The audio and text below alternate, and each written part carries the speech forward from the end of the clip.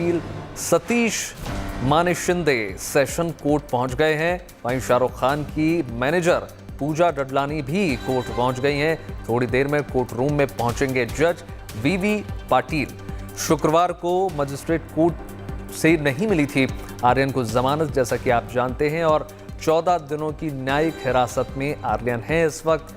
और शाहरुख खान के जो वकील हैं, उनकी जो पूरी टीम है, वो कोशिश करेगी कि जल्द से जल्द इनको बेल मिल जाए और बहुत जल्द इसका फैसला आपके सामने होगा।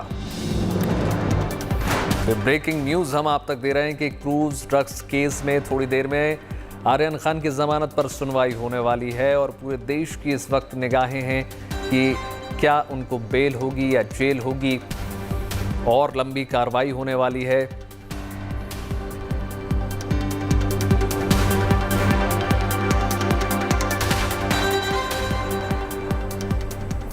ड्रग्स केस में फंसने का खामियाजा आर्यन को जेल कर तो चुकाना ही पड़ा है, लेकिन उसके साथ ही उनके पिता शाहरुख खान की मुश्किलें भी अब धीमे धीमे बढ़ने लगी हैं। देश के बड़े फिल्म स्टार होने के नाते बावजूद ड्रग्स मामले में उनके बेटे का नाम आने के बाद उनकी इमेज पर बहुत गहरी चोट पड़ी है।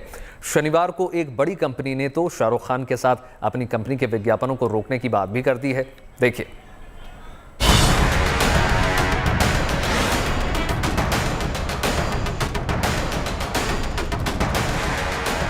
2 अक्टूबर को अपने दोस्तों के साथ एक क्रूज पर पार्टी करने निकले आर्यन खान ने सपने में भी नहीं सोचा होगा कि उन्हें कभी जेल भी जाना पड़ सकता है।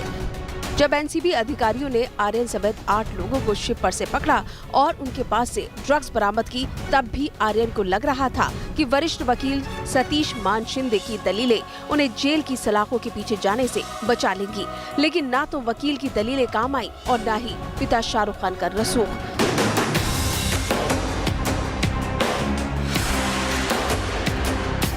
शुक्रवार को कल घंटों की बहस के बाद मेट्रोपॉलिटन कोर्ट ने आर्यन की जमानत अर्जी खारिज कर दी। इसके बाद आर्यन को जेल जाना पड़ा।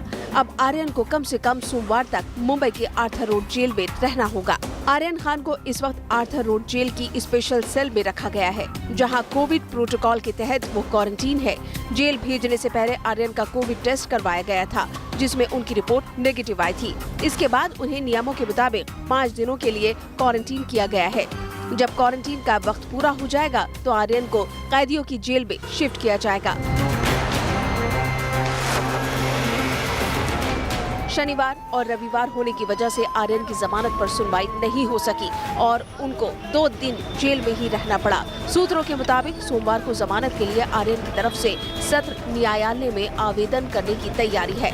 इस बीच आर्यन खान पर एनसीबी का शिकंजा कसता जा रहा है। एनसीबी का दावा है कि अरबाज ने आर्यन के साथ ड्रग्स लेने की बात कबूल कर ली है। पंचनामा रिपोर्ट में कहा गया है कि अरबाज मर्चेंट के जूते से चरस बरामद हुए। पंचनामा के मुताबिक एनसीबी ने आर्यन से पूछा कि क्या वो चरस का सेवन करता है, तो आर्यन ने चरस लेने की बात स्वीकार की। एनसीबी ने फिर सवाल किया कि क्या क्रूज में चरस लेकर जा रहे थे, तो आर्यन ने कहा कि हाँ, क्रूज में स्मोकिंग की तैयारी थी। एनसीबी ने अरबाज से पूछा क्या आर्यन चरस लेता है, आर्यन ने हाँ में जवाब दिया। एनसीबी ने पूछा क्या तुम्हारे पास ड्रग्स है, तो अरबाज ने बताया कि उसने जूतों में ड्रग्स छिपा रखी है। अरबाज ने अपने जूते से एक पाउच निकाला जिसमें 6 ग्राम चरस थी। अब इस मामले में एनसीबी ने शाहरुख खान के ड्राइवर को भी समन भेजा है। एनसीबी के मुताबिक यही ड्राइवर आर्यन को क्रूज तक लेकर गया था। जांच एजेंसी को शक है कि क्रूज पर पार्टी में शामिल होने के लिए जाते समय आर्यन ने कार में ही ड्रग्स का सेवन किया था। बेटे के जेल जाने के बाद शाहरुख की मुसीबतें भी कम नहीं हो रही है। एक बड़ी कंपनी ने शाहरुख के साथ कंपनी के विज्ञापन को जारी करने से रोक दिया है। इससे शाहरुख को आर्थिक नुकसान उठाना पड़ेगा। ड्रग्स केस में आर्यन का नाम आने के बाद शाहरुख की ब्रांड वैल्यू पर भी असर पड़ा है और अगर ये मामला लंबा खिंचा तो आर्यन के साथ साथ शाहरुख की मुश्किलें भी बढ़ सकती है। मुंबई से सौरभ बख्तानिया के साथ अरविंद ओझा, गुड न्यूज टुडे। तो देखिए, ड्रग्स केस में आखिरकार आर्यन खान को जेल की हवा खानी ही पड़ गई। आर्यन मुंबई के आर्थर रोड जेल में बंद हैं। शनिवार और रविवार को होने की वजह से उन्हें जेल में ही रातें काटनी पड़ रही हैं। देखिए।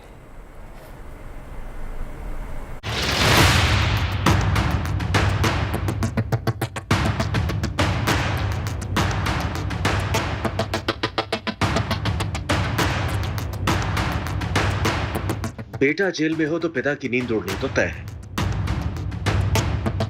शाहरुख खान के पूरे परिवार पर आर्यन की गिरफ्तारी आफत की तरह टूटी है। कानून की चौखट पर रसूख भी पानी मांग रहा है। बड़े वकील भी आर्यन को अब तक जेल से निकाल नहीं पाए। केस ऐसा है जिसमें लोगों की सहानुभूति शून्य है। बॉलीवुड के कुछ बड़े सितारे हमदर्दी जरूर दिखा रहे हैं, साथ खड़े होने की बातें कर रहे हैं, पर जनता की नजर में ये बातें खोखली। सच सिर्फ एक है और वो ये कि आर्यन खान ड्रग्स केस में गिरफ्तार हुआ और यही सच आर्यन के पिता शाहरुख खान की ब्रांड वैल्यू पर भी असर कर रही है। सोशल मीडिया पर शाहरुख ट्रोल हो रहे हैं। ट्रोलिंग का दायरा लगातार बड़ा होता जा रहा है। असर उन ब्रांड्स पर पड़ रहा है जिनका विज्ञापन शाहरुख खान करते आए हैं। शाहरुख इन दिनों एक लर्निंग ऐप के विज्ञापन में भी नजर आते हैं। ये ऐप बच्चों की ऑनलाइन पढ़ाई से जुड़ा है। आर्यन के ड्रग्स कनेक्शन में फंसने के बाद सोशल मीडिया पर यह कंपनी निशाने पर आ गई। लोग सवाल पूछ रहे हैं कि शाहरुख को ब्रांड एम्बेसडर बनाकर बच्चों के माता पिता को क्या संदेश देना चाहते हैं। लोग पूछ रहे हैं कि जब शाहरुख का खुद का बेटा ड्रग्स केस में गिरफ्तार हो गया तो फिर वो दूसरों के बच्चों को क्या प्रेरणा दे सकते हैं। लोगों के गुस्से का असर ब्रांड पर ना पड़े इसके लिए एक बड़े ब्रांड ने सख्त कदम उठाया है।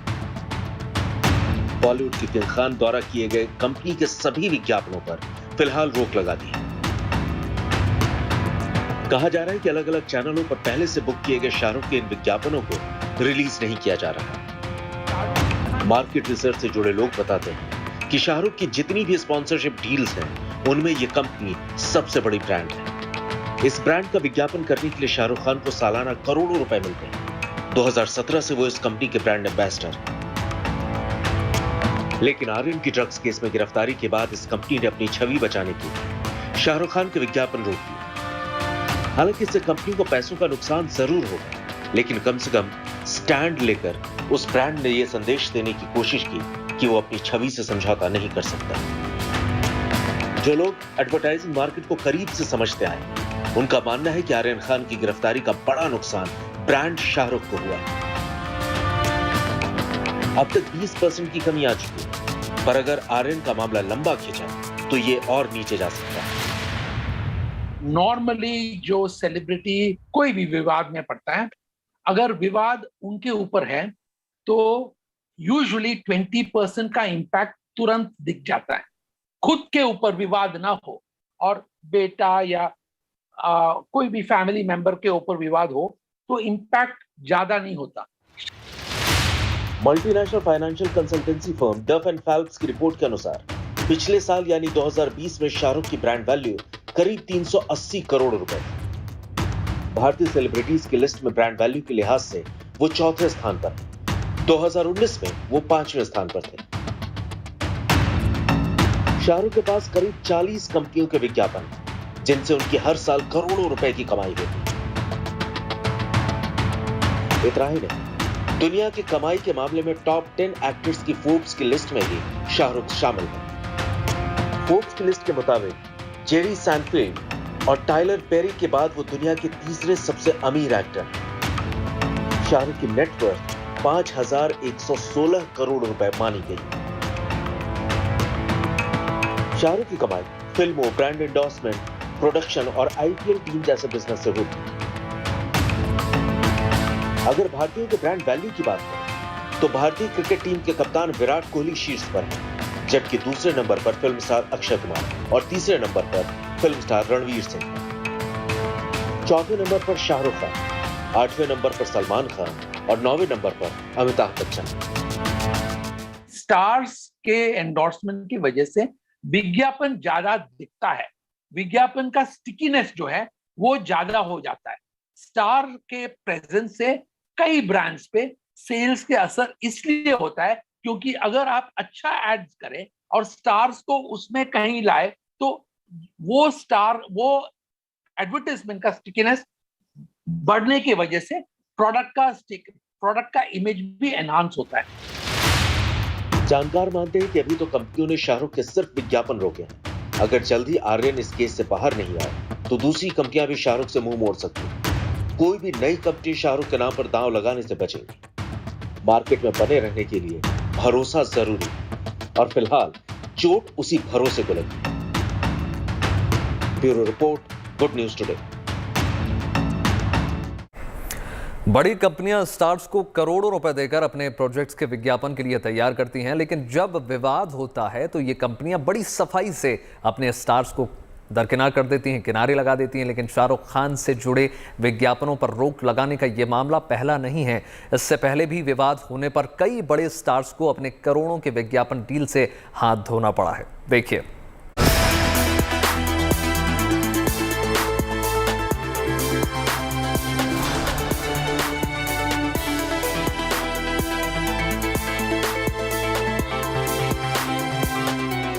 आजकल की युवा पीढ़ी सेलिब्रिटीज को अपना आदर्श मानती है, जबकि बड़ी कंपनियां युवाओं को अपना बड़ा बाजार। ऐसे में इस बड़े बाजार पर कब्जे के लिए कंपनियां बड़ी बड़ी सेलिब्रिटीज से अपने उत्पादों का विज्ञापन कराती हैं। ये सेलिब्रिटीज अपने फिल्मों या खेल से तो कमाई करते ही हैं, इसके अलावा विज्ञापनों से भी काफी रुपए कमाते हैं।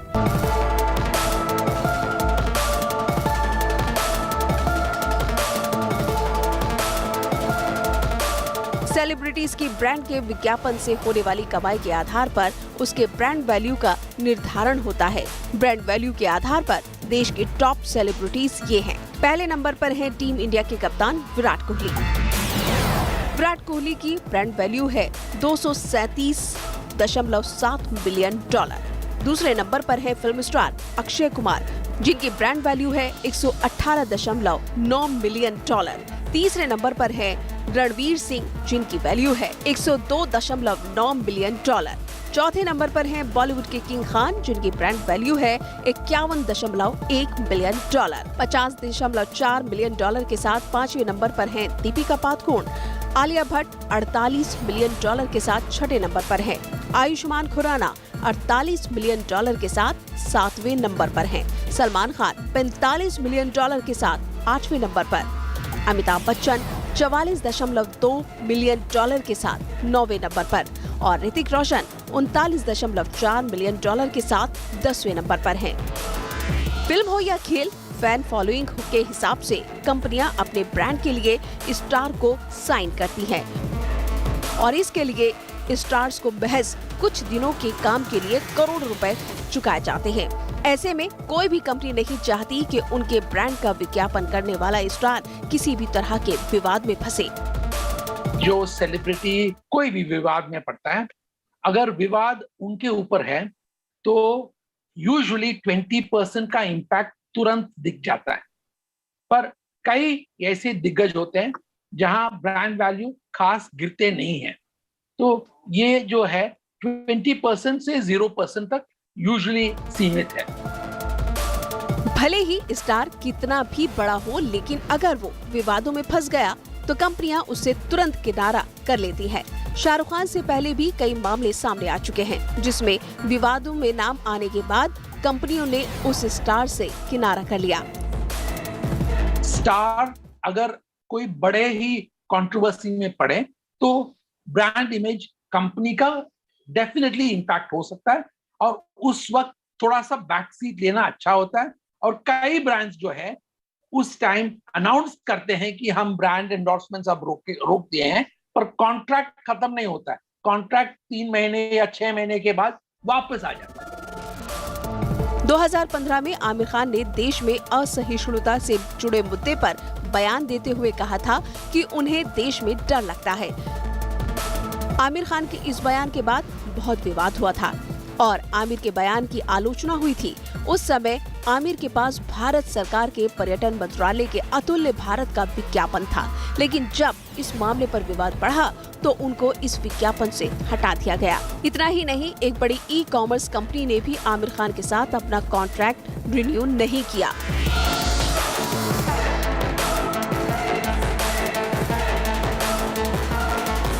उसी तरह से नागरिकता संशोधन कानून के खिलाफ हो रहे विरोध प्रदर्शन में जब दीपिका पादुकोण जेएनयू गई थी तो उनके खिलाफ मोर्चा खोल दिया गया। विवाद बढ़ने पर उन्हें भी कुछ विज्ञापनों से बाहर का रास्ता दिखा दिया गया।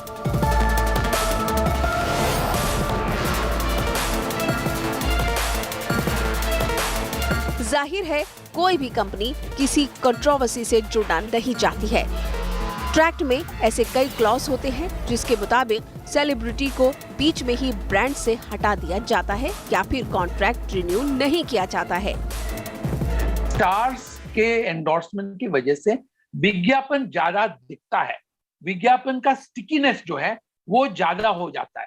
स्टार के प्रेजेंस से कई ब्रांड्स पे सेल्स के असर इसलिए होता है क्योंकि अगर आप अच्छा एड्स करें और स्टार्स को उसमें कहीं लाए तो वो एडवर्टाइजमेंट का स्टिकीनेस बढ़ने की वजह से प्रोडक्ट का इमेज भी एनहांस होता है। पिछले साल जब ड्रग्स मामले में बॉलीवुड के कई स्टार से पूछताछ हुई थी तो कुछ एक्टर्स ने कोर्ट में याचिका दाखिल करके कहा था कि उनके खिलाफ मीडिया में बेवजह रिपोर्ट छापकर उन्हें बदनाम न किया जाए क्योंकि इससे उनके विज्ञापन छीने जा सकते हैं।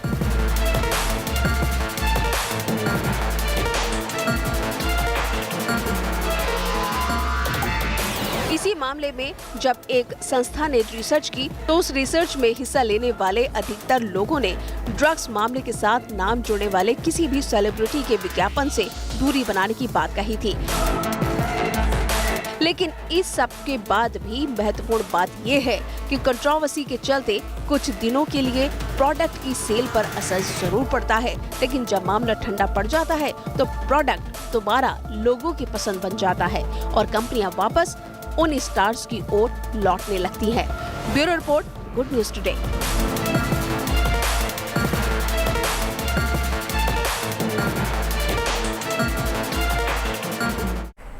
मुंबई ड्रग केस में एनसीबी लगातार छापा मार रही है। फिल्म प्रोड्यूसर इम्तियाज खत्री को दूसरी बार समन भेजा गया है। इम्तियाज खत्री से 12 अक्टूबर को फिर से पूछताछ होगी। इम्तियाज का नाम इससे पहले सुशांत सिंह के केस में भी सामने आया था।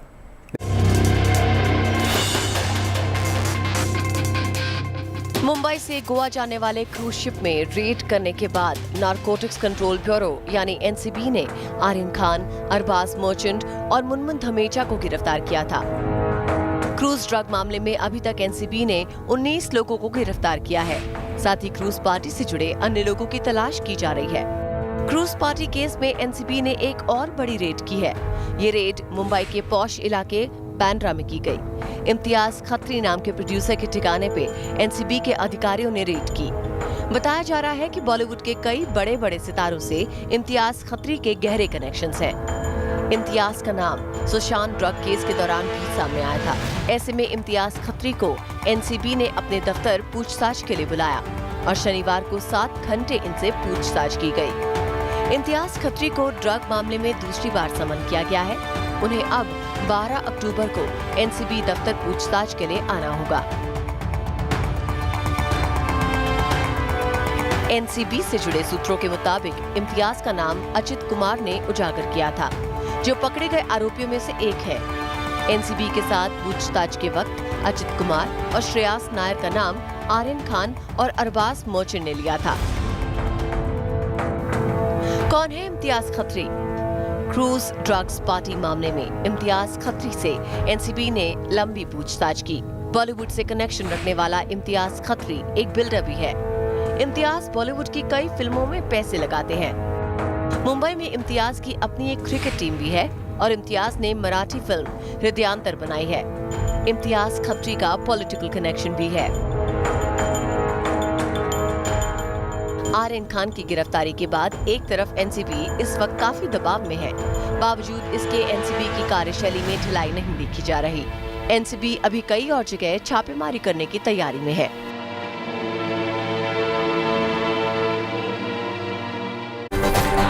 तो फिलहाल ले रहे हैं एक छोटा सा ब्रेक के